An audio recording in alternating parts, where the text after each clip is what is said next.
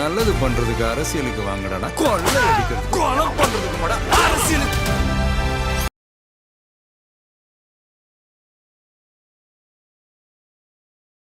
விமர்சனம் வைப்பதற்கு முன்பு தாவைக்காவினர் முன்பை போல கிடையாது. இந்த உலகமும் டிஜிட்டல் உலகமாக மாறிடுச்சு. விமர்சனம் வைப்பதற்கு முன்பு உங்களுக்கான விமர்சனங்களையும் சேர்த்து வைக்கிறக்கூடிய சூழலை இங்கே ஏற்படுத்திட்டு இருக்காங்க. அதனால் திமுக சில விஷயங்கள் அணுகுமுறைகளை கொஞ்சம் மாற்றிக்கணும்னு நான் சொல்கிறேன். விஜய் வைத்து தான் 29 எலெக்ஷன் சவுத்தில் நடக்க போகுது. கேரளா, கர்நாடகா, ஆந்திரா, தெலுங்கானா. ஸோ இந்த 5 மாநிலங்களை காங்கிரஸ் எப்படி கவர் பண்ண போகிறாங்க அப்படிங்கிறப்போ விஜய் வைத்தே கவர் பண்ணுவோங்கிற ஒரு ஐடியாலஜிக்குள்ளே, ஒரு ஸ்ட்ராட்டஜிக்குள்ளே அவங்க வராங்க. அதிமுகவில் இருக்கக்கூடிய குழு தலைவராக வேலுமணியை ஒரு தரப்பு ஆதரவர்கள் 35 எம்எல்ஏக்களை திரட்டி ஆதரவு கொடுக்குறாங்க. ஒருவேளை அதிமுக, அதாவது ஒரு செட் ஆஃப் அதிமுக தாவேகாவுக்கு ஆதரவு கொடுத்தாங்க அப்படின்னா சிபிஎம், பிசிக வழக்கம் போல் வெளியே போகிறதுக்கான வாய்ப்புகள் இருக்குது. அப்போது அவங்க ஒருவேளை அங்கே போனால் தேசிய கட்சி ஆதரவு இல்லாமல் 29 தனித்து தான் திமுக தேர்தலை சந்திக்கும். ஆனால் இங்கே தேசிய கட்சி ஆதரவோட, அதிமுகவுடைய ஆதரவோட தாவேகா தேர்தலை சந்திக்கும். விசிகா தானாகவே முன் போயிருக்கணும். ஆனால் இரவு மூத்த நிர்வாகிகள் இது திருமாக்காலம் அப்படிலாம் நீங்கள் வீரவசனம் பேச வேண்டிய அவசியம்லாம் கிடையவே கிடையாது. நீங்கள் இந்த மாதிரி பேசுனீங்கன்னா இப்போ இருக்கக்கூடிய இளைஞர்கள் விவரமானவர்கள். இப்போ அவங்க திருப்பி உங்களுக்கு பதிலடி கொடுத்தாங்கல்ல, நீ நில்லு 20 சீட்டு பொது தொகுதியில் நின்று ஜெயிச்சு காமின்னு கேட்குறான்ல, நீங்கள் எங்கே போய் மூஞ்சி வச்சுக்குவீங்க? நேயர்களுக்கு வணக்கம். தமிழக அரசியல் குழந்தைகள்ல இருந்து இளைஞர்கள்ல இருந்து பலரும் உற்று நோக்கக்கூடிய ஒரு களமா மாறி இருக்கு.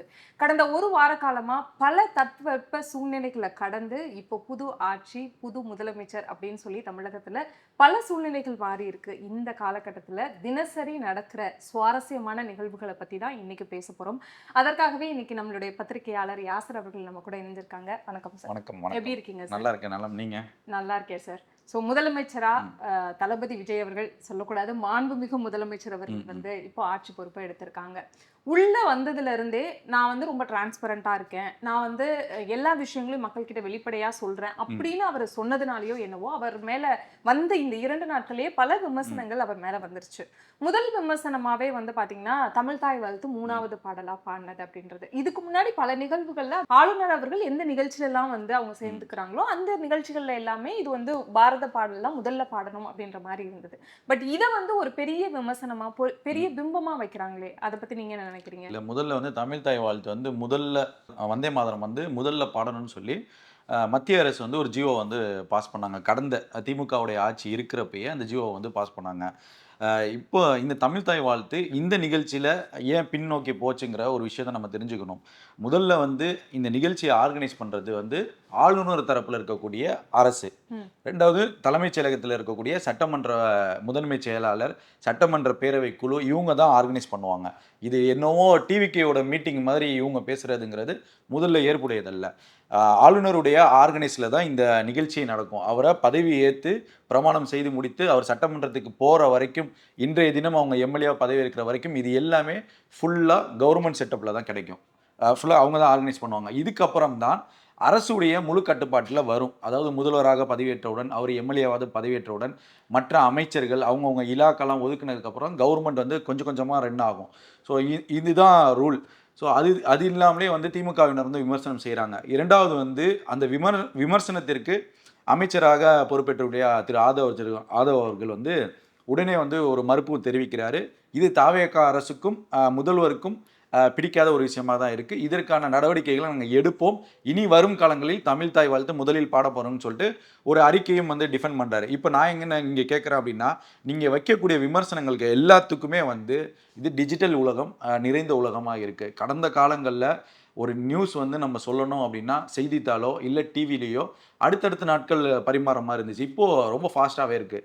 இப்போ இந்த விர்ச்சுவல் வாரிசுன்னு சொல்லக்கூடியவர்கள், நீங்கள் நேற்று திமுக விமர்சனம் வைத்த உடனே திமுக அரசு நிகழ்ச்சிகளில் வந்தே மாதரம் முதல்ல பாடப்பட்டதற்கான ஆதாரத்தோட சில வீடியோக்களை ரிலீஸ் பண்ணுறாங்க. நான் என்ன சொல்ல வரேன்னா, விமர்சனம் வைப்பதற்கு முன்பு தாவைக்காவினர் முன்பை போல கிடையாது. இந்த உலகமும் டிஜிட்டல் உலகமாக மாறிடுச்சு. விமர்சனம் வைப்பதற்கு முன்பு உங்களுக்கான விமர்சனங்களையும் சேர்த்து வைக்கிறக்கூடிய சூழலை இங்கே ஏற்படுத்திட்டு இருக்காங்க. அதனால் திமுக சில விஷயங்கள் அணுகுமுறைகளை கொஞ்சம் மாற்றிக்கணும்னு நான் சொல்கிறேன். ரெண்டாவது அப்படி தவறே தாவைக்கா செய்திருந்தாலும் அவர்களுக்கு முதல் அனுபவம், முதல் முறை இப்போதான் வந்து பார்க்குறாங்க கவர்மெண்ட் எப்படி அந்த பச்சை பேனால எல்லாருமே கையெழுத்து போட போகிறாங்க அப்படிங்கிறப்ப இது ஒரு முதல் அனுபவங்கிறப்ப அவங்களுக்குமே சிறிய தடுமாற்றங்கள் இருக்கும். எடுத்த உடனே அவங்க ஒன்றும் எக்ஸ்பீரியன்ஸ் கிடையாது. இன்னைக்கு சட்டமன்றத்தில் நம்ம பார்க்குறப்ப எல்லாமே வந்து சாமானிய எம்எல்ஏக்கெல்லாம் தெரியுறாங்க. ஒரு ஜாம்பவான்களாக இருப்பாங்க. ஒரு 3 முறை அமைச்சர், 4 முறை எம்எல்ஏ, ஒரு பெரிய பட்டாளமே இருக்கக்கூடிய சூழல்ல இப்போ நம்ம பார்க்குறப்ப சிறிய வயது இளைஞர்கள்லாம் அதிகமாக இருக்காங்க. ஒரு மெச்சூர்டான ஏஜில் இருக்கக்கூடியவங்க தான் இருக்காங்க. அப்படிங்கிற பார்க்குறப்ப ஒரு மாற்றத்தை கொடுத்துருக்காரு. நீங்கள் தொடர்ந்து விமர்சனம் வைக்க வைக்க தேவைக்காகக்கூடியான ஆதரவும் முதல்வருக்கான ஆதரவும் வந்து எகிரிக்கிட்டே தான் போகும். இப்போ இந்த தமிழ் தாய் வாழ்த்து எந்த அளவுக்கு பெரிய அளவுக்கு பேசப்படுது, மக்கள்கிட்ட பேசப்படல. மக்கள் பொதுவாக சொல்லக்கூடிய விஷயங்கள் என்னன்னா, சார் இப்போ தானே வந்திருக்காங்க, சின்ன சின்ன சம்பவங்கள் நடக்கும் தான் செய்யும், மாற்றிக்குவாங்கன்னு சொல்லுவாங்க. அதே போல் இப்போ இந்த பள்ளி கல்வித்துறை அமைச்சர்னு சொல்லி ஒரு உத்தேசப்பட்டியல் தான் வந்திருக்கு. உடனே வெங்கட்ராமனை வந்து பிராமண செட்டப்புக்குள்ளே கொண்டு போகிறாங்க, அவரை ஆர்எஸ்எஸ் செட்டப்புக்குள்ளே கொண்டு போகிறாங்க. நான் என்ன கேட்குறேன்னா, நீங்கள் எந்தவித அதிகாரப்பூர்வ தகவல் வருவதற்கு முன்பே தாவைக்காவை மீண்டும் மீண்டும் நீங்கள் பிஜேபிக்குள்ளேயும் ஆர்எஸ்எஸ்க்குள்ளேயும் அடைக்கிறதுனால மக்கள் மத்தியில் அது பெரிய எடுபடலை, மக்கள் மத்தியில் ஒரு ரெஃப்ளெக்ட் இல்லை, அதுங்கிறது கிளியராக தெரியுது. அப்போ மீண்டும் மீண்டும் நீங்கள் விஜய் வந்து பாஜகவுக்குள்ளேயோ இல்லை ஆர்எஸ்எஸ்க்குள்ளேயோ நீங்கள் கொண்டு வரதுங்கிறது அந்த ஐடியாலஜிங்கிறது தோற்று போயிருங்கிறத நான் திமுகவுக்கு திருப்பி நான் சொல்ல வரேன். ஏன்னா அவங்க எடுத்துக்கக்கூடிய அஜெண்டாவே முதல் நாளே இப்படி ஆயிடுச்சா, பள்ளி கல்வித்துறை அமைச்சர் இவரா, விளங்கிருமே அப்படிங்கிற விஷயங்கள்லாம் இவங்க சொல்கிறப்போ நிறைய விமர்சனத்துக்கு ஆளாகுது. அப்போது நீங்கள் சேகர் பாபுவை இந்து அறநிலையத்துறை அமைச்சராக போகிறப்ப எவ்வளோ விமர்சனம் வந்துச்சு, நிறைய விமர்சனங்கள் வந்துச்சு. அதே போல் செந்தில் பாலாஜி அமைச்சராக போடுறப்ப நீங்கள் அவர் சிறைக்கு போயிட்டு வந்ததுக்கு அப்புறமும் 1 வருஷம் காலம் அமைச்சராக இருந்தார், இலாக்கா இல்லாத அமைச்சராக. அப்போ நீங்கள் எவ்வளோ விமர்சனத்துக்கு, அதை விட கேவலமான நபரா அப்படிங்கிற ஒரு கேள்வியெல்லாம் வருது இல்லை. ஸோ இந்த அஜெண்டாவை திமுக வந்து கையில் விடணும்.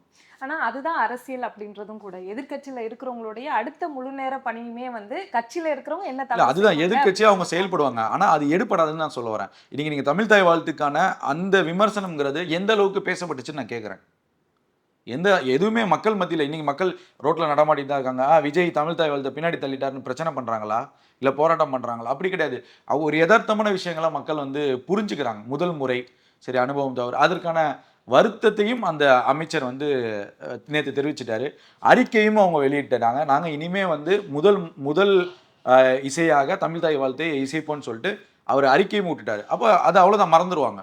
இப்போ நீங்கள் எக்ஸ்ட்ரீம் லெவலுக்கு போகணும் அந்த மாதிரி விமர்சனங்களாக எதுவும் பெருசாக பேசப்படலைங்கிறது தான் என்னுடைய கருத்தை நான் பார்க்குறேன். ஓகே. நேற்று முன்னாள் முதலமைச்சர் ஸ்டாலின் அவர்கள் வந்து ஒரு ட்வீட் போட்டிருந்தாங்க. அது வந்து நம்மளுடைய முதலமைச்சர் விஜய் அவர்கள் பேசினதோட தாக்கமா, அதாவது விஜய் அவர்கள் வந்து என்ன சொல்லியிருந்தாங்க அப்படின்னா, நம்மளுடைய கஜானாவே காலி ஆயிடுச்சு, இந்த மாதிரி 10 லட்சம் கோடி கடன் இருக்கு அப்படின்னு சொல்லிட்டு. ஆனா அவர் வந்து 10 லட்சம் கோடி கடனை பத்தி பேசாம, நம்ம கிட்ட காசு இருக்கு, நம்மளுக்கு மனசு இருந்தா மக்களுக்கு உதவி பண்ணலாம் அப்படின்ற மாதிரி தான் அந்த ட்வீட் இருந்தது. இல்லை அதான் அவர் என்ன சொல்ல வர்றாரு, முன்னாள் முதல்வர் ஸ்டாலின் வந்து இருக்கிறதை வைத்து அரசு செயல்படக்கூடிய விஷயங்களை பாருங்கன்னு சொல்றாரு. நாங்கள் பிப்ரவரி மாதமே வந்து அரசினுடைய நிலை என்ன, நிதிநிலை அறிக்கை என்னங்கிறத நாங்கள் வெளிப்படுத்தியிருக்கோங்கிற ஒரு விஷயத்தை வந்து ஸ்டாலின் அவர்கள் பதிவு செய்கிறாரு. நான் என்ன கேட்குறேன், அந்த ட்வீட்டிலேயே விஜய் வந்து 10 லட்சம் கோடின்னு சொன்னார்ல, நீங்கள் எத்தனை லட்சம் கோடி இருக்குன்னு போட்டிருக்கணும்ல? ஏன் முதல்வர் மு க ஸ்டாலின், முன்னாள் முதல்வர் ஸ்டாலின் அவர்கள் வந்து அதை செய்யலைங்கிற ஒரு கேள்வி வருதா? அவர் வந்து சொல்றாரு, நாங்கள் நிதிநிலை அறிக்கையை பிப்ரவரி மாதமே வெளிப்படுத்திட்டோம் அப்படின்னா, அப்போ விஜய் அவர்கள் 10 லட்சம் கோடின்னு மக்கள் மன்றத்தில் எல்லா உங்களுடைய கூட்டணியில் இருக்கக்கூடிய விசிகா, சிபிஎம், காங்கிரஸ் எல்லார் முன்னாடியிலும் தானே 10 லட்சம் கோடின்னு அவர் பேசுறாரு. அப்போ நீங்கள் அந்த ட்வீட் போடுறப்பே நாங்கள் பிப்ரவரி மாதம் 5 லட்சம் கோடி இருக்கு அப்படின்னு சொல்லி நீங்கள் சொல்லியிருக்க கூடாது அப்படிங்கிற ஒரு கேள்வி வருது இல்லை? அப்போ அந்த இடத்துல மக்கள் யோசிப்பாங்கல்ல. இப்போ நீங்கள் போட்ட ட்வீட்டுக்கு எத்தனை லட்சம் கோடி நீங்கள் சொன்னீங்க பிப்ரவரி மாதம், அதை தெளிவுபடுத்துங்க. அதற்கான வெள்ளை அறிக்கை நீங்கள் கொடுத்துட்டு இந்த தேர்தலை சந்திச்சிருந்தா இந்த விமர்சனத்துக்கு மற்றவர்கள் பதில் சொல்வார்கள். நீங்கள் அந்த நம்பர், அந்த பாயிண்ட் ஆஃப் நம்பர்ஸை வந்து மென்ஷன் பண்ணாமலே நீங்கள் வந்து ஒரு விமர்சனத்தை வைக்கிறப்ப அது ஒரு பெரிய தாக்கமாக இருக்காது. ரெண்டாவது வந்து நான் மறுபடியும் முதல்வர் விஜய் அவர்கள் வந்து ஃபஸ்ட்டு அவரை வந்து சேஃப் ஜோனுக்குள்ளே கொண்டு வராரு. நான் ஏற்கனவே வந்து 2-3 சேனலில் பேசியிருந்தேன். சட்டமன்ற உறுப்பினர்களை பார்த்து யாரும் வாக்களிக்கவில்லை. அதிகபட்சமாக வேட்பாளருடைய முகம்னு பார்த்தா ஒரு கணக்கு பண்ணி பார்த்தோம்னா நம்ம 5லேருந்து ஒரு 10 நபருக்குள்ளே தான் இருப்பாங்க. அவர்களை பார்த்து தான் வாக்களித்தாங்க. முழுக்க இந்த வாக்கு, இந்த ஆட்சிங்கிறது அந்த ஒற்றை நபரால் கிடைச்சது தான், அதில் மாற்று கருத்தே கிடையாது. அவருடைய அந்த மேஜிக், அவருடைய அந்த சுனாமினால தான் இந்த ஒரு பெரிய மாற்றமே கிடைச்சிச்சு. வேட்பாளரை பார்த்து மக்கள் இங்கே யாரும் வாக்களிக்கவில்லை. அப்போ இங்கே மறுபடியும் ஒரு ஒன் மேன் ஆர்மியாக வந்து விஜய் அவர்கள் தான் ப்ளே பண்ணுறாரு.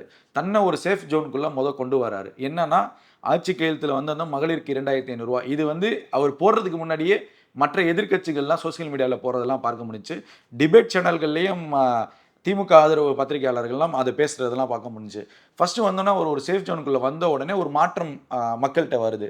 என்னன்னா எனக்கு டைம் கொடுங்க, டைம் வேணும்ல. ஏன்னா 6 மந்த்துங்கிறது எப்பயுமே ஒரு புது அரசுக்கு ஒரு ஹனிமூன் பீரியட் தான். ஸோ அந்த ஹனிமூன் பீரியடை வந்து அவர் வெளிப்படையாக மக்கள்கிட்ட வந்து கேட்குறாரு, பர்மிஷன் கேட்குறாரு. எனக்கு கொஞ்சம் டைம் கொடுங்க, நான் சொன்னதை செய்கிறேன். முதல்ல என்ன நிலையில் இருக்குது. அப்போது முன்னாள் முதல்வர் ஸ்டாலின் போட்ட ட்வீட்டுக்கும் விஜய் பேசுகிறதுக்கும் இப்போ நீங்கள் கனெக்ட் பண்ணி பாருங்கள். இப்போ விஜய் சொன்ன அந்த 10 லட்சம் கோடிக்கும் விஜய் பேசிய அவருடைய அந்த உரைக்கும் ஸ்டாலின் போட்ட ட்வீட்டுக்கும் இப்போ நீங்கள் கனெக்ட் பண்ணீங்கன்னா யார் சொல்கிறது கரெக்டாக இருக்குங்கிறது மக்கள் புரிஞ்சுக்க முடியும் ஈஸியாக. இல்லை, இப்போ வந்து நம்மளுடைய முதலமைச்சர் விஜய் அவர்களுடைய தேர்தல் அறிக்கையாக இருக்கட்டும், அவங்க பேசின விஷயங்களா இருக்கட்டும், அதனால தான் பெரும்பான்மையான மக்களுடைய ஆதரவு அப்படின்றது அவருக்கு கிடைச்சிருக்கு. அது எல்லாமே இல்லை, பேசிக் வந்து நம்ம தேர்தல் அறிக்கையை வைத்து விஜய்க்கு வாக்களித்தார்கள், தவேகாவுக்கு வாக்களித்தாருங்கிறது செகண்டரி. முதல் வந்து ஒரு மாற்றம். இப்போ இந்த ஜென்சி இளைஞர்களுடைய அந்த எழுச்சி மாற்றம்னே சொல்லலாம். ஸோ இன்னைக்கு வந்து ஒரு திருவிழாவை போல கொண்டாடி வெளிநாட்டிலிருந்து 1.5 லட்சம் பேர் வந்து வாக்களிக்கிறார்கள் அப்படின்னா ஒரு மாற்றத்திற்கான அரசியலை தான் இதை பார்க்கணும். இதற்கு முன்பு திமுகவோ இல்லை 10 ஆண்டுகளாக அதிமுக ஆட்சி இருந்துச்சு. திமுக ஆட்சி மாறுறதுக்கு யாராவது வெளிநாட்டிலேருந்து வந்து ஃப்ளைட் ஏறி வந்து வாக்களித்தாங்கன்னா இல்லை. ஸோ அது வந்து நார்மலாக இருந்துச்சு. அப்போ அவங்க பவர் ஆஃப் ஃபேக்டரி இன்னொரு அரசியல் தலைவர் இல்லைங்கிறப்ப அது கொஞ்சம் மைனஸாக இருந்துச்சு. 2021 விஜய் வந்திருந்தால் ஓரளவுக்கு தாக்கம் இருந்திருக்கும். இந்த அளவுக்கு தாக்கம் இருந்திருக்காது, ஆனால் ஓரளவுக்கு தாக்கம் இருந்திருக்கும். ஆனால் அவர் ஒரு பாயிண்ட் ஆஃப் வியூவில் கரெக்டாக ப்ளே பண்ணி வராங்க அப்படிங்கிறப்ப அவங்களோட ஸ்ட்ராட்டஜி ஐடியாலஜி ஒர்க் ஆகிருக்குன்னு தான் நான் பார்க்குறேன். ஸோ அந்த அறிக்கையின் மூலமா மக்கள் தேர்ந்தெடுக்கலைங்கிறது செகண்டரி. ஓகே, இப்போ பல பேரும் மீடியாக்கள்ல விவாதிக்கிற விஷயம் என்னன்னா, அவர் கரெக்டான அந்த 118 அப்படின்ற நம்பர் உள்ள போயிருக்கிறாரு. யாராவது 2 பேர் வெளில போனா கூட அவரால் ஆட்சி பண்றது அப்படின்றது கஷ்டம். இந்த 6 மாசம் தான் அவர் தாங்குவாரு அப்படின்னு பல பேரும் அனுபவமிக்க பத்திரிகையாளர்கள் பேசுறத பார்க்க முடியுது. இதை எப்படி நீங்க பாக்குறீங்க? இல்லை, இப்போ அவர் கடந்து வளர்ந்த காலங்கள்லாம் நம்ம பார்க்குறப்ப முதல்ல வந்து விஜய்க்கு வேட்பாளர் இருக்கா, 234 தொகுதியில் அவருக்கு ஆட்கள் இருக்கா, என்ன மாவட்ட தலைவர்கள்லாம் போட்டு வச்சுருக்கீங்க, கரப்ஷன் இருக்குது, அப்படி இப்படி ஏகப்பட்ட விமர்சனம். நடுவில் அவர் மனைவியுடைய அந்த விவாகரத்து நிகழ்வு, அவர் திரிசாவை அழைத்து கொண்டு அவர் தோழியாக அவர் அழைத்து போகிறாரு. ஸோ இந்த விமர்சனங்கள், ஏகப்பட்ட விமர்சனங்கள் தாவேகா மேலே வைக்கப்பட்டது. இப்போது அந்த இடங்கள்லாம் தவிடுபடியாக்கி இன்று ஆட்சி கட்டிலே அவர் அமர்ந்துட்டார்.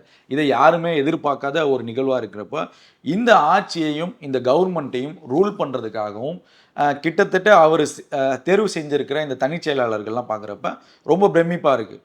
ஏன்னா ஒரு பெரிய சீனியரிட்டி கிடையாது. ஒரு ஐஏஎஸ் ஆஃபீஸர்களை தேர்ந்தெடுக்கிறப்ப இவர்கள் தங்களுடைய ஆட்சிக்கு சரியாக இருப்பாங்க, நேர்மையாக இருப்பாங்க அப்படின்னு சொல்லி செந்தில்குமாரையும் லட்சுமி பிரியாவும் தேர்ந்தெடுக்கிறாங்க. இது ரொம்ப இன்டெலிஜென்ட்டான ஐஏஎஸ் ஆஃபீஸர்ஸ் அவங்களாம். ஸோ அவங்களுக்கான வாய்ப்புகள் கொடுக்காம இருந்துச்சு. இன்றைக்கி கொடுக்குறப்ப அவங்களோட பர்ஃபார்மன்ஸ் எப்படி இருக்கும்?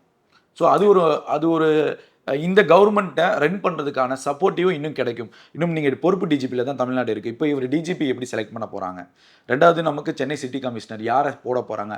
அமல்ராஜ்னு சொல்லி பேச்சுவார்த்தைகள் இருக்குது. ஸோ இப்படி போடுறப்ப சில அதிகாரிகளையும் சில செயலாளர்களையும் இவங்க தேர்ந்தெடுப்பதே இந்த அரசு வந்து ரன் பண்ணுமா பண்ணாதாங்கிறது நம்மளால் அக்யூரேட்டாக கணிக்க முடியும். அப்படி இருக்கிறப்ப இவங்க கற்பனையாக 6 மாதம் தான் இருக்கும், 1 வருஷம் தான் இருக்குங்கிறதுலாம் வந்து ஏற்புடையது அல்ல. ஏன்னா இந்த சுச்சுவேஷனுக்காக தான் அவங்க காத்துட்டு இருந்தாங்க தாவேகா. ஸோ இன்றைக்கி முதலமைச்சர், இன்றைக்கி அமைச்சர், இன்றைக்கி எம்எல்ஏங்கிறப்ப அதை தக்க வைக்கிறதுக்கான எல்லா சூழல்களையும் அவர்கள் அமைத்து விட்டார்கள். பயப்படவே வேணாம். 5 வருஷம் மிக அருமையாக இந்த கவர்மெண்ட்டை கலைக்காமல் ரன் பண்ணுறதுக்கான எல்லா வேலைகளையும் தாவேகா எடுத்து முடிச்சுட்டாங்க, ஆல்மோஸ்ட் முடிச்சுட்டாங்க. இன்றைக்கி திமுக அதிமுக ஒன்றிணைக்கும் எக்ஸ்ட்ரீம் லெவலுக்கு கொண்டு போனாங்க.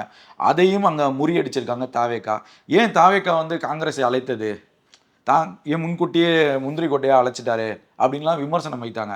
காங்கிரஸை அழைத்ததற்கான நோக்கமும் காரணமும் இந்த ஆட்சி அமைப்பதற்கான ஒரு ஐடியாலஜியும் ஒரு ஸ்ட்ராட்டஜியும் தான் நான் பார்க்குறேன். இன்றைக்கி காங்கிரஸ் அழைக்கலை அப்படின்னா பிஜேபி அதிமுகவையும் திமுகவையும் ஒன்றிணைப்பதற்கான வேலைகளை செஞ்சிருக்க மாட்டாங்க. உங்களுக்கு அங்கே வந்து இந்த ஆளுநரை வைத்தே தொடர்ந்து அந்த தொந்தரவு கொடுப்பது, ஆளுநர் வெளி மாநிலத்துக்கு பயணம் செய்கிறது, இது உடல்நிலை சரியில்லாமல் மருத்துவமனை அனுமதிக்கு, இந்த மாதிரி நிகழ்வுகள்லாம் உங்களுக்கு நடந்திருக்கும். அந்த மே 10க்குள்ளே இந்த நிகழ்வுகள் நடக்கலை அப்படின்னா இந்த மாதிரி பாஜகவுடைய நேரடி அழுத்தம்ங்கிறது இருந்திருக்கும். காங்கிரஸை அழைத்தனால காங்கிரஸ் எப்படி தாவேகா கூட போகலாம், அப்போ நம்ம இங்கே வேற ஒரு ஃபேக்டரை உருவாக்கணும் அப்படிங்கிறதுனால திமுக அதிமுக எடப்பாடியே ஆட்சி அமைக்க கோரி திமுக வெளியிலேருந்து ஆதரவுங்கிற ஒரு ஸ்ட்ராட்டஜியை உருவாக்குனாங்க. அது ஃபெயிலியர் ஆனதுக்கான காரணமும் இதுதான். ஸோ காங்கிரஸை அழைத்ததும் இவங்க ஒரு சேஃப் ஜோனுக்குள்ளே வராங்க. நேற்றைய நிகழ்வுல நீங்கள் நல்லா கவனிச்சிங்கன்னா ஏற்கனவே காங்கிரஸ் நிபந்தனையோடு உள்ளே வராங்க, உள்ளாட்சியிலையும் வரக்கூடிய நாடாளுமன்றத்திலும் நாங்கள் கூட்டணியில் இருப்போம்னு சொல்லி. நேற்று ராகுல் வந்தார்ல, மை டியர் பிரதர், நான் பேரிகேடை தாண்டி போய் ஸ்வீட்டில் வாங்கிட்டு வந்து கொடுத்தாரு, ஞாபகம் இருக்கா உங்களுக்கு? நேத்து சொல்றீங்க? இல்ல கடந்த சில நாட்களுக்கு முன்பு. யாருக்கு ஸ்வீட் வாங்குறீங்கன்னா என்னுடைய பிரதர் ஸ்டாலினுக்கு நான் வாங்கிட்டு போறேன் அப்படின்னாரு. அப்போ நீங்க ஒரு மரியாதை நிமித்தமாக கூட ஸ்டாலினை சந்திக்க விரும்பவில்லைன்னா இங்க என்ன தெரியுது? ராகுல் காந்தி மை டியர் பிரதர்னு எல்லா மேடைகளையும் பேசுறாரு. மல்லிகா கார்கே அர்ஜுனன் வந்த உடனே ஸ்டாலினை நாங்கள் இந்தியா முழுவதும் ஒரு தலைவராக பார்க்கிறோம், அவருக்காக நாங்கள் காத்திருக்கிறோம்னு மல்லிகை கார்கே அர்ஜுனன் பேசுறாரு. அப்படி இருக்கிறப்ப நீங்க ஏன் நேற்று வந்தப்ப பதவியேற்று முடிச்சோன்னே ஒரு மரியாதை நிமித்தமாவது கூட ஸ்டாலினை சந்திக்காததற்கான காரணம் என்ன? அப்ப மோடி அவர்கள் இப்ப பெங்களூர்ல கர்நாடகால ஒரு மீட்டிங்ல சொன்னாங்க, இந்த மாதிரி கனெக்ட் ஆகுதா உங்களுக்கு? பின்னாடி காங்கிரஸ் முதுகுல குத்திட்டாங்க அப்படின்னு சொல்லிட்டு, அதுதான் உண்மையா? இல்ல உங்களுக்கு கனெக்ட் ஆகுதா? இப்போ இதுதான் ஃபேக்டர். இப்போ 29 எலெக்ஷனுக்கான வார் தான் இங்கே நடந்துட்டு இருக்கு. நான் 29 தேர்தலுக்கான ஒரு மையமா தமிழ்நாட்டை நான் பார்க்கிறேன். ஒரு புதிய தலைவர் காந்தி அவர்கள் இது எலெக்ஷனுக்கு முன்னாடியே தாவேக்க கூட ஒரு கூட்டணி வச்சிருந்துருக்கலாம்ல. அதை ஏன் எலெக்ஷன்லாம் முடிஞ்சதுக்கு அப்புறம் தேர்தலுக்கு அப்புறம் இந்த ஒரு முடிவை எடுக்கணும்? ஒரு ஃபர்ஸ்ட் ஒரு பவர் ஆஃப் ஃபேக்டர் யோசிப்பாங்கல்ல. நான் இப்போ யாசர் தகுதியான ஆள்னா அவர்னால எவ்வளோ பலம் கிடைக்க போகுதுங்கிற ஒரு எதிர்பார்ப்பு இருக்கும். ஏன்னா அவங்க தேசிய கட்சி எடுத்த உடனே ஒரு புதிய கட்சிக்கு ஆதரவு கொடுத்தா, அதுவும் அப்படி ஒருவேளை ஆதரவு கொடுத்திருந்தால் பாஜகவுடைய அழுத்தமும் எதிர்வினையும் அதிகமாக இருந்திருக்கும். தாவேகா இத்தனை இடங்கள் வெற்றி பெறுற அந்த மாயையை உடைச்சிருப்பாங்க. ஒன்று, அவர் கரூர் வழக்கில் கைது செய்யப்பட்டிருப்பார், இல்லை அந்த விசாரணை வளையத்துக்குள்ளே அவரை மாட்ட வைத்திருப்பாங்க, இல்லை மனைவியினுடைய வழக்கில் மனம் நொந்து கிடைக்கக்கூடிய விஷயங்களை, இல்லை பர்சனல் அட்டாக்ஸு, இன்னும் நிறைய இருக்குது. ஸோ அதுக்குள்ளே ஏதாவது ஒரு வட்டத்துக்குள்ளே தாவேக்காவை அடைக்க பார்த்துருப்பாங்க. ஸோ காங்கிரஸ் எடுத்த முடிவும் நான் ஆரோக்கியமான முடிவாக தான் நான் பார்க்குறேன். இந்த 5ங்கிறது 50 கூட இந்த நம்பர் மாறதுக்கான வாய்ப்புகள் வருங்காலங்களில் இருக்குது. ஆனால் ராகுலும் காங்கிரஸும் ஒரு முடிவு எடுத்திருக்காங்க. நமக்கு டெல்லி வட்டார தகவல் சொல்லப்படுது விஜய் வைத்து தான் 29 எலெக்ஷன் சவுத்தில் நடக்க போகுது. கேரளா, கர்நாடகா, ஆந்திரா, தெலுங்கானா. ஸோ இந்த 5 மாநிலங்களை காங்கிரஸ் எப்படி கவர் பண்ண போகிறாங்க அப்படிங்கிறப்போ விஜய் வைத்தே கவர் பண்ணுவோங்கிற ஒரு ஐடியாலஜிக்குள்ளே, ஒரு ஸ்ட்ராட்டஜிக்குள்ளே அவங்க வராங்க. ஸோ அந்த வியூகம்ங்கிறது எடுப்படுமா எடுப்படாதாங்கிறது இவர் நடத்தக்கூடிய இந்த ஒரு ஆண்டுக்கு பின்பு, ஒரு ஆண்டு முடிவதற்குள்ளே இந்த ஆட்சியுடைய நிலையும் எப்படி இருக்குங்கிறத பார்த்து நம்ம அந்த 5 மாநில தேர்தலையும் நம்ம கணிக்கலாம். அதாவது இந்த 29க்கு. ஆனால் விஜய் வைத்து ஒரு கேம் பிளே பண்ண காங்கிரஸ் முடிவு செஞ்சுட்டாங்க. அதற்கான எதிர்வினையாக தான் நான் பார்க்குறேன். காங்கிரஸ் முதுகில் குத்தி விட்டது அப்படின்னு சொல்லி இறக்கப்படுற மோடியை திமுக மேலே இறக்கப்படுற மோடியை நான் பார்க்குறேன் நேற்று. ஸோ அப்போ 29ல் பாஜகவும் திமுகவும் ஒரு கூட்டணிக்குள்ளே வருவாங்களா அப்படிங்கிற ஒரு எதிர்பார்ப்பு எழுது. அப்போ ஒருவேளை இங்கே அதிமுகவில் இருக்கக்கூடிய குழு தலைவராக வேலுமணியை ஒரு தரப்பு ஆதரவர்கள் 35 எம்எல்ஏக்களை திரட்டி ஆதரவு கொடுக்குறாங்க. ஒருவேளை அதிமுக, அதாவது ஒரு செட் ஆஃப் அதிமுக தாவேகாவுக்கு ஆதரவு கொடுத்தாங்க அப்படின்னா சிபிஎம், பிசிக வழக்கம் போல வெளியே போகிறதுக்கான வாய்ப்புகள் இருக்குது. அப்போது அவங்க ஒருவேளை அங்கே போனால் தேசிய கட்சி ஆதரவு இல்லாமல் 29ல் தனித்து தான் திமுக தேர்தலை சந்திக்கும். ஆனால் இங்கு தேசிய கட்சி ஆதரவோட, அதிமுகவுடைய ஆதரவோட தாவேகா தேர்தலை சந்திக்கும். இப்போ அதிமுக உள்ள வராங்க, சிவி சண்முகம் அவருடைய ஆதரவாளர்கள் மீட் பண்ண போறாங்க அப்படின்ற செய்திகள்லாம் வருது. இப்போ என்ன கேள்வினா, ஒரு மாற்றம் வேணும் அப்படின்னு சொல்லிட்டு தான் தாவேகா அப்படின்ற ஒரு கட்சியை மக்கள் எல்லாரும் தேர்ந்தெடுத்திருக்காங்க. அப்படி இருக்கும்போது திரும்ப அதுல இருக்கிறவங்களையே இங்க கொண்டு சேர்க்கும் போது இந்த ஊழல் அப்படின்ற விஷயம் நான் பண்ண மாட்டேன், என் கூட இருக்கிறவங்களையும் பண்ண விட மாட்டேன்னு அவர் சொல்றாரு.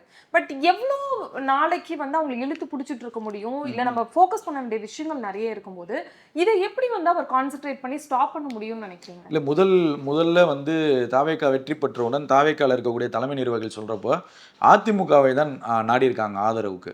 அப்போ எடப்பாடி சற்று ஒத்துழைக்கலை.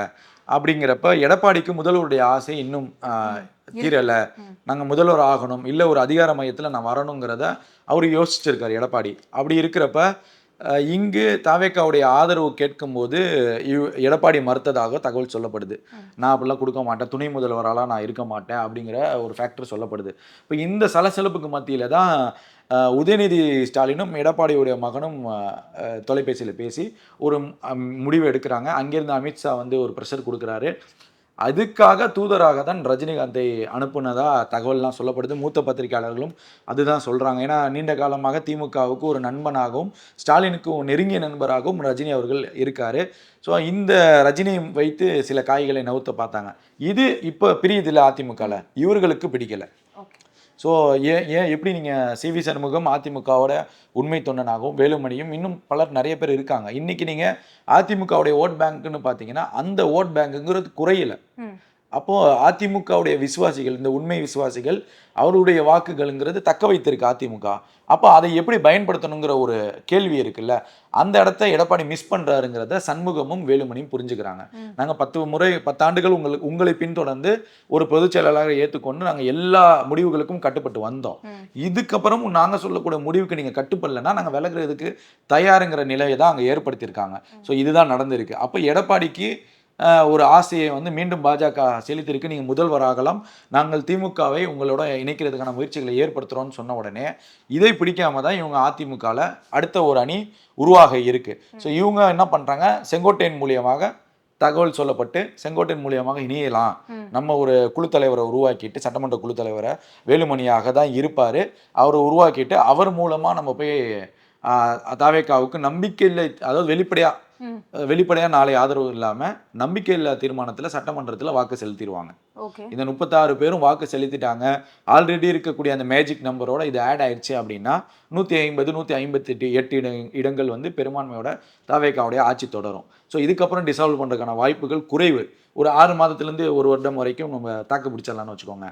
ஸோ இதுதான் நடக்க போகுது. ஒருவேளை இந்த அதிமுகவுடைய இந்த அணி தாவேக்காவுடன் இணையலை அப்படின்னாலும் சுமூகமாக தான் இந்த ஆட்சி வந்து நடக்கும். ஸோ ரெண்டாவது வந்து நிறைய வாக்குறுதிகளையும் நிறைய விஷயங்களையும் முதல்வர் விஜய் அவர்கள் பேசிட்டாரு. அதை தக்க வைக்கிறதுக்கான வேலைகளை அவர் முன்னெடுப்பார். இன்னொரு விஷயம், நாங்கள் ஆட்சிக்கு வந்துட்டோம், இனிமேல் நம்ம ஆட்டம் போடலாங்கிறத யாரை வச்சு பேசுறாரு? ஓகே, அவங்களுடைய கட்சியில இருக்கிற அவருடைய ஆதரவாளர்கள், அங்க இருக்கிற எம்எல்ஏஸ்க்கு தான் அதுதான் சொல்ல வரேன். யாரை வச்சு அவர் பேசுறாரு அப்படிங்கிறப்ப பொதுச் செயலாளர் இருக்காரு, ஆதவர்ஜுனா இருக்காரு, செங்கோட்டையன் இருக்காரு. இப்போ இவங்க எல்லாத்துக்குமே சேர்த்து தான் அந்த மெசேஜை கன்வே பண்றாரு. மாவட்ட தலைவர்கள் சிலர் வந்து ஏற்கனவே பிரச்சனைகள்லாம் பண்ணாங்க, உட்கட்சி பிரச்சனைகள்லாம் இருக்கு, தாவேக்கால இருக்கு, மாற்றக்கருத்து கிடையாது. ஸோ அவர்களுக்கெல்லாம் சேர்த்து தான் விஜய் ஒரு மெசேஜை கன்வே பண்றப்ப அப்போ இந்த கவர்மெண்ட்டை எப்படி ரூல் பண்ண போறாருங்கிறது கிளியரா நமக்கு தெரியுது. ஸோ ஒரு எந்த இடத்துலையும் தவறு நடந்துடக்கூடாது, லா அண்ட் ஆர்டர் இஷ்யூ, பெண்கள் பாதுகாப்பு, போதைப் பொருள், அப்போ இதெல்லாம் அவர் டேக் ஓவர் எடுத்து ஒரு கேரிங் எடுத்து பார்க்குறப்ப கிட்டத்தட்ட ஒரு பர்ஃபெக்டான ஒரு கவர்மெண்ட்டை ரன் பண்ண முயற்சி செய்வாங்கங்கிறது தான் என்னுடைய கருத்தாக இருக்குது. அப்படி செய்யணுங்கிறது தான் நானும் எதிர்பார்க்கிறேன்.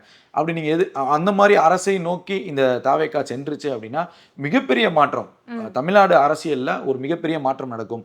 கர்நாடகாவுடைய முதலமைச்சர் சித்தராமையா கூட தொலைபேசியில் வாழ்த்து சொல்கிறாரு விஜய் அவர்களுக்கு. அப்படிங்கிறப்போ இது ஒரு மாசியோ ஒரு மேஜிக் நடந்திருக்கு. அப்போ இதை வந்து தக்க வச்சுக்க தாவேக்கா மிக ஸ்ட்ராட்டஜியோட ஒர்க் பண்ணுவாங்கங்கிறது எனக்கு ரொம்ப கிளியராகவே தெரியுது. ஏன்னா அவர்கள் தேர்ந்தெடுக்கக்கூடிய செயலாளர்கள், அவர்கள் கொடுக்கக்கூடிய அமைச்சர்களுக்கு என்னென்ன இலாக்கா, இந்த இலாக்காவில் இந்த அமைச்சர்கள் சரியாக செயல்படுவார்களா, இன்னும் பல திட்டங்கள்லாம் வச்சுருக்காங்க.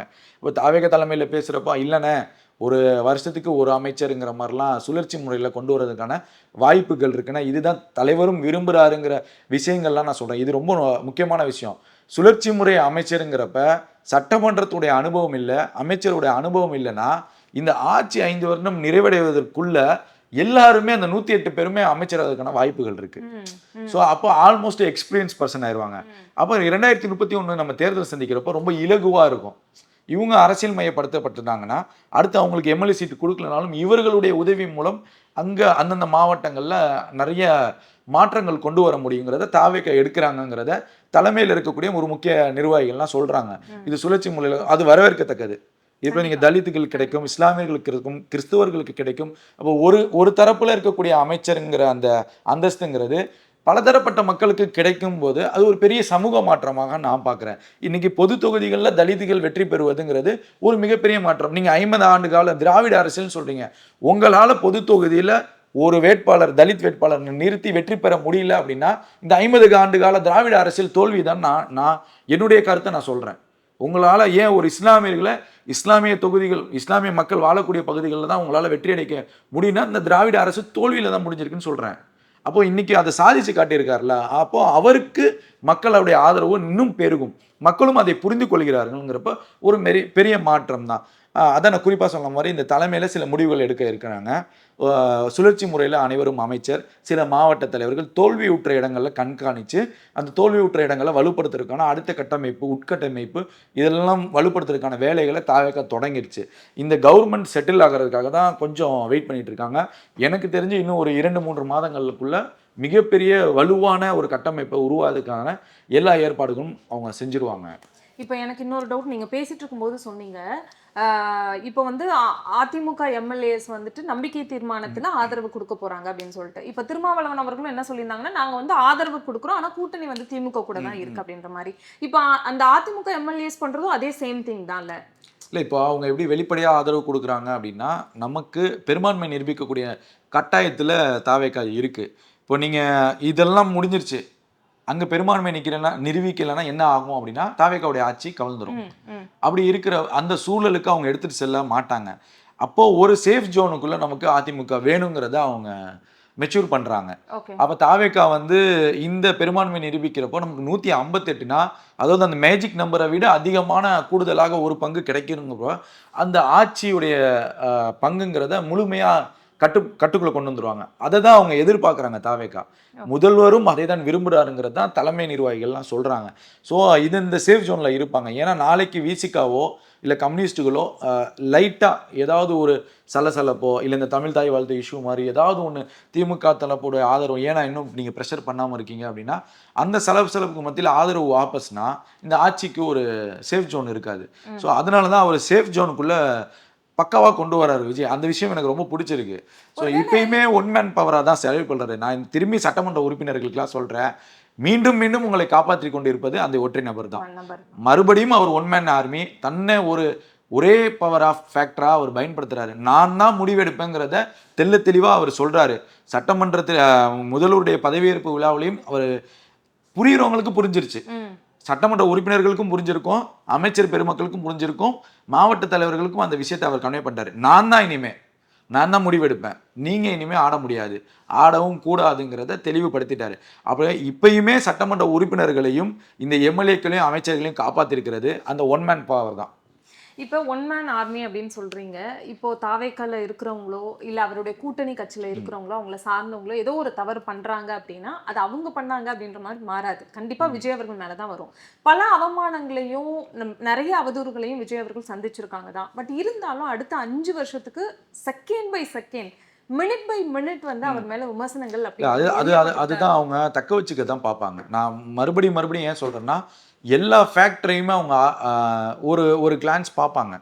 எப்படி இருக்கும், இவர்களுக்கு அமைச்சர் கொடுத்தா எப்படி இருக்கும், இவர் இலாக்கா கொடுத்தா எப்படி இருக்கும். ஏன்னா நம்ம இந்த நேரத்தில் இவ்வளோ விஷயங்கள் பேசுகிறோம்ல, அப்போ ஒரு முதல்வராக பதவியேற்பதற்கு இவ்வளோ விஷயங்களை செஞ்ச தாவேக்காவுடைய தலைமை, அங்கே ஆலோசகர்கள்லாம் இருக்காங்க. நான் என்னுடைய கருத்து, திமுகவுக்கு இருக்கக்கூடிய பலம் வாய்ந்த ஆலோசகர்களை விட தாவேக்காவுக்கு 2-3 மடங்குகள் அதிகமாகவே இருக்காங்க. ரகசிய குழுக்களும் இன்னும் செயல்பட்டு கொண்டே இருக்குது. தாவேக்காவுக்கு இந்த கேண்டிடேட் செலெக்ஷனாக இருக்கட்டும், மற்ற பிரச்சாரங்களில் உதவி செஞ்சாலும் இந்த மாதிரி நிறைய குழுக்கள்லாம் ரகசியமாக வைத்திருக்காங்க. ஸோ இவங்களுமே வந்து ஃபுல் சப்போர்ட்டில் இருக்கிறப்ப நிறைய ஆர்கனைஸான விஷயங்களை வந்து அவங்க கொடுத்துக்கிட்டே இருக்காங்க. செட்டில்டாக நம்ம இது பண்ணால் கரெக்டாக இருக்கும், இது பண்ணால் கரெக்டாக இருக்கும் அப்படிங்கிறப்ப அவங்க இதெல்லாம் கணித்திருப்பார்கள். நம்ம பேசுகிறத விட முதல்வர் அவர்கள் இதை கணித்திருக்காமல் நான் வரைக்கும் நான் கேள்விப்பட்டது வரைக்கும் இந்த கடந்த ஒரு 5 நாட்களாக விஜய் அவர்கள் வந்து தூங்கவே இல்லையா. விடிய வந்து இதுதான் டிஸ்கஷன் நடந்துகிட்டு இருக்கு. என்ன பண்ணலாம், யார் போலீஸ் ஆஃபீஸராக போடலாம், மதுரை எஸ்பி யார், திருச்சி எஸ்பி யார், கோயம்புத்தூர் எஸ்பி யார், நம்ம போதைப் பொருளுக்கு இப்போ ஒரு தனி காவல் நிலையம் போட்டிருக்கோம், அந்த காவல் நிலையத்துக்கு யாரை இன்ஸ்பெக்டராக போடலாம், ஏற்கனவே போதைப் பொருள் தடுப்பு பிரிவில் யார் சிறந்து செயல்பட்டா, இந்த மாதிரி லிஸ்ட் எடுக்கிறதுக்கெல்லாம் இறங்கிய தாவேக்காவும் முதல்வரும் எப்படி அதை சரி பண்ண மாட்டாங்கன்னு நீங்கள் நினைக்கிறீங்க? இல்ல அது சரி பண்ண மாட்டாங்கன்னு சொல்லல, விஜய் அவர்கள் மேல அந்த பழி சொல் வரும்போது அதான் குறைந்த வைத்தும் எல்லாருமே மனிதர்கள் தான், தவறு செய்யக்கூடியவர்கள் யாருமே கிடையாது, மனிதர்கள்லாம் தவறு செஞ்சுதான் ஆகணும். பெருமளவு அதை குறைத்து கொள்ள பார்ப்பாங்க. கையை மீறி போச்சுன்னா அது ஒன்றும் பண்ண முடியாது இல்லை. பட் ஆனால் குறைச்சிக்கிறதுக்கான விஷயங்களை வந்து பார்ப்பாங்க. இன்னைக்கு இப்போ இருக்கக்கூடிய இந்த 118 மேஜிக் நம்பரே அவங்க கண்ட்ரோல் பண்ணி கொண்டு போகிறாங்க 120 பேரை அப்படின்னா, விசிக திருமாவளவன் டீம் கண்டிப்பாக ஆலோசனை கேட்பார், கம்யூனிஸ்டுகளையும் ஆலோசனை கேட்பார். அவர் பேசும்போது கூட பாலகிருஷ்ணன் உங்களுடைய ஆலோசனைப்படி தான் நான் ஆட்சியை நடத்த போகிறேன்னு, நீங்கள் என்னென்ன சொல்கிறீங்களோ நான் அதை செய்கிறேன் அப்படிங்கிற ஒரு நிபந்தனையும் விஜய் சொல்லியிருக்காரு. அதே போல தான் திருமா கிட்ட தொலைபேசியிலையும் அதை பேசியிருக்காரு. அப்படியே திருமா ஒரு பெரிய தலைவர், ஒரு மற்ற தலைவர்களை விடவும் திருமா இந்திய அளவில் பேசப்படக்கூடிய ஒரு தலைவராக தான் நான் பார்க்குறேன். திருமாவுடைய இந்த தாமதத்துக்கும் ஏனோ தானன்னு ஒரு முடிவு எடுக்க முடியாது. திருமா தொலைநோக்கு பார்வை கொண்டவர்.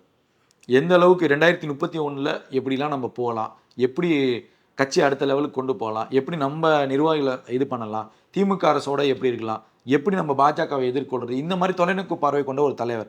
அப்போ அவருக்கு சில நாட்கள் முடிவு பண்ணுறதுக்கு நேரம் வேணும்ல, அவகாசம் வேணும்ல. ஸோ அதுதான் இந்த இழுபறிக்கான காரணமாக நான் பார்க்குறேன். மற்றபடி திமுக சொல்லி தான் கொடுத்தாரு அதெல்லாம் நான் ஏற்றுக்கலை. ஏன்னா அவர்களுக்கு மூளை இருக்குது, அறிவு இருக்குது. அவர்களுக்கு ஒரு ஆஃபர் கிடைக்கிறப்ப அதை நான் பயன்படுத்திக்க தான் பார்ப்பேன். எனக்கு ஒரு ஆஃபர் கொடுக்குறாங்க, நான் அமைச்சர்னு நான் திமுகவில் இருந்து 8 எம்எல்ஏ ஜெயிச்சிருந்தாலும் எனக்கு அமைச்சர் கிடையாதுல்ல. அப்போ நான் எனக்கு ஒரு ஆஃபர் கிடைப்ப நான் அதை யோசிக்கக்கூடிய சூழலில் திரும்ப அவர்கள்லாம் இருப்பாங்க. ஸோ அப்படி தான் நான் கம்யூனிஸ்ட்டுகளையும் பார்க்குறேன், மற்ற இதையும் பார்க்குறேன். பட் இந்திய யூனியன் முஸ்லீம்களுக்கு நான் அப்படி பார்க்கல. அவங்க என்றென்றைக்கும் திமுகவின் கொத்தடிமையாகவே இருக்கக்கூடிய நிலைமைக்கு தள்ளப்பட்டு விட்டார்கள். ஏன்னா காதர் மைதீனை முகமது நபிக்கு அடுத்து நான் ஸ்டாலினை பார்க்குறேன்னு சொன்ன நபர். அப்படிப்பட்ட நபர்கள் இஸ்லாமிய சமுதாயத்திற்கு எந்தவித மாற்றமும் முன்னேற்றமும் அந்த சமுதாயத்துக்கு கிடைக்காது. ஸோ நான் ஐயுஎம்எல்ல இத்தனை நாட்களாக நான் நம்பலை, இனிமேலும் நம்புறதுக்கான சூழல் இல்லை. ஸோ அந்த 118ங்கிற இந்த மேஜிக் நம்பருக்குள்ளே தான் இந்த கவர்மெண்ட்டை ரூல் பண்ண போகிறாங்க. இதை தக்க வச்சதுக்கான எல்லா ஏற்பாடுகளும் செய்வாங்க, விஜய் அவர்கள் செய்யணும். அதே போல் இந்த போதைப் பொருள், பெண்கள் பாதுகாப்பு மற்றும் அவர் சொன்ன மாதிரி அந்த யூனிட் மின்சாரம் இலவசம், ஸோ இதெல்லாம் நல்ல ஒரு ஸ்கீம் தான். அவர் 100 யூனிட் தொடரும் திமுகவுடைய ஆட்சி, அது வரவேற்கத்தக்கது. ஸோ இந்த மாதிரி சில திட்டங்கள் மக்களுடைய பணங்கள் வீண் விரயம் இல்லாமல் அது சரி செஞ்சாங்க. இப்போ கடந்த ஆட்சி காலங்களில் பார்த்தீங்கன்னா இவங்க சட்டமன்றம் கட்டுவாங்க, ஆனால் அந்த சட்டமன்றத்துக்குள்ளே இவங்க போக மாட்டாங்க. ஸோ இப்படி இல்லாமல் இருந்துச்சு. இந்த தவறை விஜய் செய்யக்கூடாதுங்கிறது என்னுடைய கோரிக்கையை நான் பார்க்குறேன். ஏன் அப்படின்னா அது மக்களுடைய வரி பணம், மக்களுடைய பணம். அது வீண் விரயமாச்சுன்னா மக்கள் அதையும் வாட்ச் பண்ணுவாங்க. நீங்கள் இன்னைக்கு மக்கள் எந்த அளவுக்கு ஆதரவு கொடுக்குறாங்களோ அந்த மாதிரி விஷயங்களையும் மக்கள் வாட்ச் பண்ணுவாங்க விஜயை. அப்படி இருக்கிறப்ப மக்கள் சாதாரணமானவங்க கிடையவே கிடையாது. வாய்ப்பு கொடுத்துருக்காங்கன்னா பொறுத்திருந்து பார்ப்பாங்க. ஒரு 6 மாதம் கழித்து என்னென்ன வீண் விரயம் ஆகுது, விஜய் சொன்னது என்ன செய்யலை, அதெல்லாம் பார்ப்பாங்க. பார்த்துட்டு இதே மக்கள் திருப்பி 29 எலெக்ஷனில் வாக்களிக்க தானே போகிறாங்க, உள்ளாட்சியில் வாக்களிக்க தானே போகிறாங்க. அதை நம்ம பொறுத்திருந்து தானே பார்க்கணும். ஸோ நிறைய விஷயங்களை திரு முதல்வர் அவர்கள் வாட்ச் பண்ணணும். நேரடி கட்டுப்பாட்டுக்குள்ளே இனிமேல் வரணும். கட்சியாக இருக்கட்டும், மற்ற கூட்டணியாக இருக்கட்டும், அமைச்சர்களாக இருக்கட்டும், எல்லா துறைகளையும் ஒரு கிளான்ஸ் நேரடியாக நேரம் கிடைக்கும் போதெல்லாம் முதல்வர் வாட்ச் பண்ணணும். ஏன்னா கடந்த முறை மு.க. ஸ்டாலின் அவர்கள் வாட்ச் பண்ணதற்கான காரணம்தான் இந்த தோல்வி திமுக சந்திச்சிருக்கு. முழுக்க அதிகாரிகளை நம்பி ஆட்சியை ஒப்படைக்காதீங்க, உங்களுக்கு விருப்பமானவர்களை நம்பி ஆட்சியை கொடுக்காதீங்க. இந்த கவர்மெண்ட்டை நீங்கள் திரு முதல்வர் விஜய் அவர்கள் வாட்ச் பண்ணணும். அதிகாரிகளை மட்டும் நம்பாதீர்கள், நீங்கள் நேரடியாக வாட்ச் பண்ணுங்கள். மக்களோட தொடர்புகளை அதிகப்படுத்த சொல்லுங்கள், அமைச்சர்களை மக்களோட அதிகப்படுத்த சொல்லுங்கள். எம்எல்ஏக்களுக்கு என்ன வேலை, மக்களோட டெய்லி பேச சொல்லுங்கள். உங்களுக்கு அந்த சட்டமன்ற தொகுதியை சுற்றி பார்க்கறதுக்கே 15-20 நாட்கள் ஆகும். ஒரு மாதத்திற்கு 15 நாட்கள் என்று பிரித்து கொண்டு ஒரு சட்டமன்ற உறுப்பினர்களும் ஒவ்வொரு வீதியாக சென்று என்ன குறை இருக்குங்கிறத கலையாண்டுங்க. அப்படிலாம் நீங்கள் பண்ணாதான், மக்களோட தொடர்புல இருந்தால் தான் 2031 200 தொகுதிகள் மிக இலகுவாக வெற்றி பெறக்கான வாய்ப்புகள் இருக்கு. இப்போ தாவேக்கால இருக்கிற சட்டமன்ற உறுப்பினர்களாக தேர்ந்தெடுக்கப்பட்ட நிறைய பேர் அவங்க தொகுதியில் இதுக்கு முன்னாடி, அதாவது அவங்க பதவி ஏற்கிறதுக்கு முன்னாடியே சொன்ன விஷயங்கள்லாம் பார்க்க முடிஞ்சது. நாங்கள் மாசத்துக்கு நிறைய நாட்கள் 10 நாட்கள் நாங்கள் தொகுதியை சுற்றி பார்ப்போம், மக்களோட பிரச்சனைகளை என்ன தீர்ப்போம் அப்படின்றதெல்லாம் பேச முடிஞ்சது, அதை எல்லாமே பார்க்க முடிஞ்சது. இப்போ நம்ம திருமாவளவன் அவர்களை பற்றி பேசிட்டு இருந்தோம்ல, இப்போ திருமாவளவன் அவர்களுக்கு 2024 விஜய் அவர்கள் கட்சி ஆரம்பிக்கும் போதே அவருக்கு ஒரு பெரிய ஆதரவு இருக்கும் அப்படின்றதெல்லாம் தெரியும். அப்பவே நிறைய டிபேட்லாம் வந்துச்சு, திருமாவளவன் அவர்கள் தாவேக்கால சேர போறாங்களா அப்படின்னு சொல்லிட்டு. பட் அப்பெல்லாம் சேரல. ஆனா ஒருவேளை எலெக்ஷன்ல விஜய் அவர்களுக்கு எவ்வளவு மக்களோட ஆதரவு இருக்கு அப்படின்னு அவர் எதிர்பார்த்துட்டு இருந்திருக்கலாம். அது எல்லாத்தையும் தாண்டி அவர் இன்னும் அந்த பெரும்பான்மையை மீட் பண்ணல அப்படின்ற ஒரு விஷயத்துல ஒரு 4 நாட்களா இழுபறி போயிட்டே இருக்கும்போது திருமாவளவன் அவர்கள் ஏன் அவ்வளவு சைலண்டா இருந்தாங்க? இல்ல நான் லாஸ்ட் மினிட் இல்ல அதுதான் நான் உங்கள்ட்ட முன்னாடி சொல்லிட்டேன்ல, தொலைநோக்கு பார்வையோட சிந்திக்கக்கூடியவர். ஆனா எனக்கு என்ன ஒரு வருத்தம் அப்படின்னா, கிறிஸ்டல் கிளியரா பாஜகவை எதிர்க்கக்கூடியவர், பாசிசத்தை எதிர்க்கக்கூடியவருங்கிற விஜய் அந்த ஸ்டாண்ட்ல நிற்கிறாரு.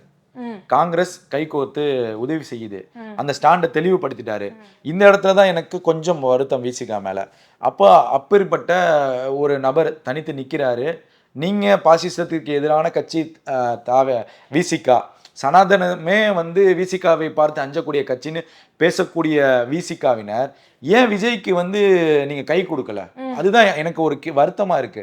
பாசிசத்தை நான் எதிர்க்கிறேன், பாஜகவை நான் எதிர்க்கிறேன். நேற்று கூட முதல்வர் சொல்றாரு, சிறுபான்மை மக்களுக்கு நான் ஆதரவு, ஒருபோதும் உங்களை நான் கைவிட மாட்டேங்கிற கருத்தை பதிவு செய்கிறாரு. ஒரு ஃபேக்டரை உருவாக்குறாரு. நான் தெளிவுபடுத்தின ஒரு தலைவர்கிட்ட நீங்க ஏன் இவ்வளோ ஆலோசனைக்கு பின்பு நீங்க உதவிக்கரம் நீட்டணுங்கிறத நான் கேட்குறேன். ஓடி வந்து கொடுக்கணும்ல. தம்பி நான் இருக்கேன் தம்பி, உனக்கு நான் வரேன். நீ பாசிசத்துக்கு எதிரானவன், நீ சனாதனத்திற்கு எதிரானவன், உங்கள் அம்பேத்கருடைய கொள்கைக்கு எதிராக அம்பேத்கர் கொள்கையை எதிர்க்கக்கூடிய ஒருத்தனாக அதே கொள்கையில் நிற்கிறான் அப்படின்னா அம்பேத்கருக்கு எடுத்துக்கொண்ட கொள்கையில தானே நிற்கிறான். அந்த தலைவருக்கு நீங்க ஏன் ஓடி போய் நீங்க உதவி செஞ்சிருக்கணும்ல? அந்த இடத்துல தான் நான் வருத்தப்படுறேங்கிறேன். தாவேக்கால இருந்து வாட்ஸ்அப்லயோ மெயில்லயோ உங்களுக்கு லெட்டர்லாம் அனுப்பிச்சிருக்காங்க. அப்பவும் அவர் இறங்கல. நேரா வந்து விஜய் அவர்கள் மீட் பண்ணதுக்கு அப்புறம் தான் இறங்கினாரு. ஸ்டாலினை போய் மீட் பண்றாரு. ஒருவேளை அவருக்கு ஒரு கன்ஃபியூஷன் இருந்ததா? இல்ல, கன்ஃபியூஷன் இருக்கும், கன்ஃபியூஷன் இல்லாமலாம் இல்ல. ஆனா நான் என்ன சொல்றேன்னா, நீங்க ஸ்டாண்ட் எடுத்திருக்கலாம். நான் வந்து உதவி செய்யறேன், தனித்து ஒரு பார்ட்டி நிக்குது, உங்களை அண்ணன் என்று தானே எல்லா மேடையிலும் அவர் பேசுறாரு. நீங்களும் தம்பின்னு தானே பார்க்கணும். ஒரு அண்ணன் தம்பி பாசம் எப்படி இருக்கும், பாண்டிங் எப்படி இருக்கும்? தம்பி தெளிவுபடுத்திட்டாரு, நான் பாசிசத்திற்கு எதிரானவன், பாஜகவுக்கு எதிரானவன். ஒரு விஷயத்தை தெளிவுபடுத்துறப்ப நீங்க ஏன் உதவிக்கரம் நீட்டலைங்கிறப்ப அந்த இடத்துல எனக்கு வருத்தம் இருக்கு. ஸோ விசிகா தானாகவே முன் போயிருக்கணும். ஆனா இரவு வந்து மூத்த நிர்வாகிகள் வந்து இது திருமாக்காலம் அப்படிலாம் நீங்க வீரவசனம் பேச வேண்டிய அவசியம்லாம் கிடையவே கிடையாது. நீங்க இந்த மாதிரி பேசுனீங்கன்னா இப்ப இருக்கக்கூடிய இளைஞர்கள் விவரமானவர்கள். இப்ப அவங்க திருப்பி உங்களுக்கு பதிலடி கொடுத்தாங்கல்ல, நீ வந்து நில்லு 20 சீட்டு பொது தொகுதியில் நின்று ஜெயிச்சு காமின்னு கேட்கறான்ல, நீங்க எங்க போய் மூஞ்சி வச்சுக்குவீங்க? அப்படி இருக்கிறப்ப விமர்சனங்களை தவிர்த்துக்கணும். இதுதான் நான் என்னுடைய கருத்தை பார்க்குறேன். அந்த இடம் எனக்கு விசிகா மீது ஒரு வருத்தம் இருக்கு. இப்ப திருமாவளவன் அவர்கள் வந்து ஆதரவு மட்டும் கொடுத்திருக்கேன், கூட்டணியில இல்ல தாவேக்கா கூட அப்படின்னு சொல்லியிருக்காரு. ஒருவேளை கூட்டணிக்கு வர வாய்ப்பு இருக்கா வருகின்ற தேர்தல்கள்ல? வாய்ப்புகள் நிறையவே இருக்கு. ஏன்னா இந்த உள்ளாட்சி லோக்கல் பாடி எலெக்ஷன் வந்துடும். ஸோ இந்த 6 மாதத்துக்கு பின்பு தான் இந்த லோக்கல் பாடி எலெக்ஷனுக்கான ஆலோசனைலாம் தமிழ்நாடு முழுவதும் செயலாளர்கள், தலைமைச் செயலாளர் எல்லாம் மீட் பண்ணி அதை இன்னைக்கு வைக்கலாம் என்னங்கிற மாதிரி தேர்தல் ஆணையத்துக்கிட்ட ஒப்படைப்பாங்க. ஸோ அப்படி இருக்கிறப்ப இந்த செயல்பாடுகளை பார்த்து திரும்ப வருவதற்கான வாய்ப்புகள் இருக்குது. என்னை பொறுத்த வரைக்கும் அதிமுகவுடைய ஆதரவு உள்ளே வந்தால் கொஞ்சம் டவுட்டு. அதிமுகவுடைய ஆதரவு இல்லை, இவர்களை வைத்தே இந்த அரசை நகர்த்தணும் நினைத்தால் 29 தேர்தலில் திருமா அவர்கள் செல்ல மாட்டாருங்கிறது என்னுடைய கருத்து. ஸோ என்னுடைய ஒப்பீனியனாக நான் பார்க்குறேன். அதுதான் திருமாவுக்கும் சிபிஎம்முக்கும் ஒரு மீண்டும் உயிர் கொடுத்தது போல இருக்கும், ஒரு பெரிய புத்துணர்ச்சி கிடைக்கும்னு நான் பார்க்குறேன். இன்னைக்கு கம்யூனிஸ்டுடைய தலைவர் வந்து செல்லும் போது ஆயிரக்கணக்கான இளைஞர்கள் ஐயா நன்றி ஐயா நன்றி ஐயான்னு சொல்கிறாங்க. உங்களை யாருன்னு இதுக்கு முன்னாடி அவங்களுக்கு தெரியுமா? கம்யூனிஸ்ட்னு கட்சியா அவங்களுக்கு தெரியுமா? இன்னைக்கு கம்யூனிஸ்ட்டுங்கிற கட்சியை பற்றி சோசியல் மீடியாவில் விமர்சனம் வருதோ ஆதரவு வருதோ அதற்கு முழு காரணம் விஜய். இன்னைக்கு விசிகாவை பற்றி விமர்சனம் வருதோ ஆதரவு வருதோ அதற்கு முழு காரணம் விஜய். இன்னைக்கு காங்கிரஸை பற்றி தெரிஞ்சுக்குவாங்க, இன்னைக்கு உங்கள் கட்சியை பற்றி அவங்க தெரிஞ்சுக்குவாங்க, உங்கள் கூட சேர்ந்து அவன் நிற்பான். காங்கிரஸ் கூட இன்னைக்கு தாவேக்கா சேர்ந்து வெடி வச்சு கொண்டாடுறாங்க. அப்போ காங்கிரஸ் உடைய கொள்கை என்ன, காங்கிரஸ் எங்கேருந்து வந்தது? ஸோ அப்போ காங்கிரஸ்க்கு ஒரு எனர்ஜி கிடைக்கும். அதே போல தான் விசிகா என்ன, திருமாவளவன் யார், அம்பேத்கருடைய கொள்கையை ஏன் எடுத்தாங்க விசிகா, அப்போ உங்களுக்கு ஒரு பாசிட்டிவான வைப் கிடைக்கும்ல, அதை ஏன் மிஸ் பண்றீங்கன்னு நான் சொல்ல வரேன். இததான் பல காலமா வந்து மீடியாஸ்ல பேசிட்டே இருக்காங்க. உங்களால நீங்க கனவுல கூட நினைச்சாலும் உங்களால இவ்வளவு தூரம் கொண்டு போய் சேர்க்க முடியாது. நான் விசிகாவுக்கு சொல்றேன், காங்கிரஸ்க்கு சொல்றேன், சிபிஎம்க்கு சொல்றேன், விசிகா கொள்கையை இவ்வளவு தூரம் இளைஞர்கள்ட்ட கொண்டு போய் சேர்க்க முடியாது. 2 நாட்களில் விஜய் உங்களுடைய கொள்கையை கொண்டு போய் இந்த இளைஞர்கள்ட்ட சேர்த்துருக்காங்க. இன்னைக்கு போய் பார்க்குறாங்க விசிகாவுடைய கொள்கை என்னன்னு சொல்லி கூகுளில் சர்ச் பண்ணி பார்க்குறாங்க, ஃபேஸ்புக்கில் பார்க்குறாங்க, திருமாவுடைய பழைய பேச்சுக்கள் எல்லாம் பார்க்குறாங்க, விமர்சனத்தையும் பார்க்குறாங்க, ஆதரவையும் பார்க்குறாங்க. அப்படிங்கிறப்ப நீங்கள் ஏன் யோசிக்கிறீங்கிறத நான் சொல்கிறேன். உங்களுக்கான வாய்ப்பு உங்களுக்கு மிக அருகில் கிடைத்திருக்கு, அதை தவறவிடக்கூடாதுங்கிறது என்னுடைய கருத்தை நான் பார்க்குறேன். இன்னைக்கு சட்டமன்றத்தில் எம்எல்ஏக்கள்லாம் பதவி ஏற்கிறத பார்க்க முடியுது. அதில் பல பேரும் முன்னாடி வந்து முதலமைச்சருக்கு வணக்கம் சொல்லிட்டு அவங்களுடைய பதவி ஏற்ப பண்ணுறாங்க. ஆனால் நம்மளுடைய எதிர்க்கட்சி தலைவராக இப்போ உதயநிதி ஸ்டாலின் அவர்கள் வந்திருக்காரு. அவரோ சேகர் பாபுவோ இல்லை வந்து செந்தில் பாலாஜியோ அவங்க முதலமைச்சரை கண்டித்த மாதிரியே தெரியல. ஸோ இந்த ஒரு மேனரிசமை நீங்கள் எப்படி பார்க்குறீங்க? அதாவது தேர்தலுக்கு முன்பு அந்த இப்போ முதல்வராக இருக்கக்கூடிய விஜய் அவர்களுடைய பேரை சொல்ல தயக்கப்பட்ட ஒரு தலைவராக நான் உதயநிதியை பார்க்குறேன். அதே போல் சேகர் பாபுலாம் வந்து ரொம்ப ஒரு ஒரு நகைச்சுவையாக விஜயை பார்க்கக்கூடிய சூழல்லாம் இருந்துச்சு. இதே முன்னாள் முதல்வர் மு க ஸ்டாலின் பிரச்சாரங்களில் கூட தாவேக்காவை பற்றி பேசவில்லை. அப்படிப்பட்ட சூழலில் அந்த கட்சி உங்களுக்கு எதிராக ஆட்சி அமைக்கிறது அப்படிங்கிறப்ப நீங்கள் ஒரு நாகரிக அரசியலை கையில் எடுத்திருக்கணும். நீங்கள் அவரை நடிகராக பார்க்காம இன்றைக்கி மக்களுடைய ஜனநாயகம் வென்றிருக்கு, அந்த மக்கள் அவரை வாக்களித்து முதல்வராக்குறாங்க அப்படின்னா அட்லீஸ்ட் அந்த முதல்வருக்கான மரியாதையாவது நீங்கள் கொடுத்துருக்கணுங்கிறது என்னுடைய கருத்தாக இருக்குது. இன்னும் இப்போ கோவை செல்லையனாக இருக்கட்டும், மற்ற அமைச்சர்கள்லாம் விஜய்க்கு மரியாதை செலுத்தினார்கள், அதிமுகவில் செலுத்தினார்கள், அதே போல் ஓபிஎஸ் செலுத்தினார். இது நான் ஆரோக்கியமான அரசியலாக பார்க்குறேன். ஏன்னா ஒரு மூத்த அரசியல்வாதிகள். இப்போ நீங்கள் எதிரும் புதிரமாக இந்த அரசியல் களம் இருக்க போகுது. சட்டமன்றத்தில் நீங்கள் பாருங்கள், உதயநிதி ஒரு இளைஞர், விஜய் ஒரு இளைஞர். ஸோ இந்த 2 ஃபேஸையும் நீங்கள் பார்க்குறப்ப ஒரு பவரான ஒரு சட்டமன்றமாக இருக்கும். இன்னைக்கு தாவேக்கா குறை சொன்னிச்சுன்னா அதுக்கு எதிராக குரல் கொடுக்கக்கூடிய தலைவராக உதயநிதி இருப்பார். இப்போ உதயநிதி தவறு செஞ்சால் தாவேக்கா பழைய தவறுகளை சுட்டி காட்டக்கூடிய தலைவர்களாக அங்கே இளைஞர்கள் இருக்காங்க. அப்போ ஒரு பவரான ஃபேக்டர் இருக்குது. நீங்கள் மரியாதை நிமித்தமாக சில விஷயங்களை சந்திச்சு தான் ஆகணும். ஸோ அது ஒரு சில அவர்களுடைய மனபாவனை அப்படி இருக்குது. ஸோ அதை நம்ம சொல்ல முடியாது. ஆனால் கொடுத்திருந்தால் ஒரு மரியாதை நிமித்தமான ஒரு ஆரோக்கியமான அரசியலாக நான் பார்க்கிறேன். அப்போ ஒரு வாழ்த்து தெரிவிக்கிறதோ இல்லை சட்டமன்றத்தில் நேரடியாக பார்க்குறப்போ ஒரு கை கொடுத்து கை குலுக்கிறதோ ஒரு ஆரோக்கியமான அரசியலாக இருக்கும். இது ஒரு தாவேக்காவுடைய விர்ச்சுவல் வாரியர்ஸுக்கோ இல்லை தொண்டர்களுக்கோ ஓகே ஃபைன், ஒரு ஆரோக்கியமான அரசியலை தான் உதயநிதி எடுக்கிறாருங்கிற இந்த எண்ணமும் வந்திருக்கலாம். ஸோ அதை மிஸ் பண்ணிட்டாருங்கிறத நான் பார்க்குறேன். தமிழக அரசியல் களம் உலகத்தில் இருக்கிற எல்லா தமிழர்களும் உற்று நோக்கிற ஒரு விஷயமா வந்துட்டு இருக்கு. ஸோ அதில் பல தகவல்களை இன்னைக்கு நாங்கள் பரிமாறிக்கிட்டோம். இதே மாதிரி இன்னும் பல சுவாரஸ்யமான விஷயங்களோட அடுத்த ஒரு நேர்காணலில் உங்களை சந்திக்கிறேன். நன்றி. மக்களுக்கு நல்லது பண்றதுக்கு அரசியலுக்கு வாங்கடா, கொள்ளை அடிக்கிறது கொலை பண்றதுக்கு அரசியலுக்கு